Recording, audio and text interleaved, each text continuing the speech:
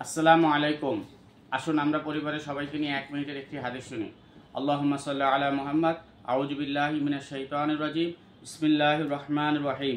হযরত আবু সাঈদ খুদরি রাদিয়াল্লাহু তাআলা আনহু হইতে বর্ণিত আছে যে নবী করিম সাল্লাল্লাহু আলাইহি ওয়াসাল্লাম ইরশাদ করিয়াছেন, যখন জান্নাতীগণ জান্নাতে ও দোজখীগণ দোজখে চলিয়া যাইবে, তখন আল্লাহ তাআলা বলিবেন, যাহার অন্তরে সরিষার দানা পরিমাণ ঈমান রহিয়াছে তাহাকেও জাহান্নাম হইতে বাহির করিয়া লও। সুতরাং তাহাদেরকেও বাহির করা হইবে। তাহাদের অবস্থা এইরূপ হইবে যে জ্বলিয়া কালো বর্ণ হইয়া গিয়াছে। অতঃপর তাহাদের নহরে হায়াতে ফেলা হইবে। তখন তাহারা এমনিভাবে মুহূর্তের মধ্যে সজীব হইয়া বাহির হইয়া আসিবে, যেমন ঢলের আবর্জনাতে দানা পানি ও সারের কারণে অতি অল্প সময় অঙ্কুরিত হইয়া আসে। তোমরা কি দেখো না যে উহা কেমন সোনালী ও কুকরানো অবস্থায় বাহির হইয়া আসে? বুখারী শরীফ থেকে বর্ণিত হাদিসটি। আল্লাহ তাআলা আমাদেরকে যে হাদিস থেকে পড়লাম এবং শুনলাম এর উপরে আমল করার তৌফিক দান করেন।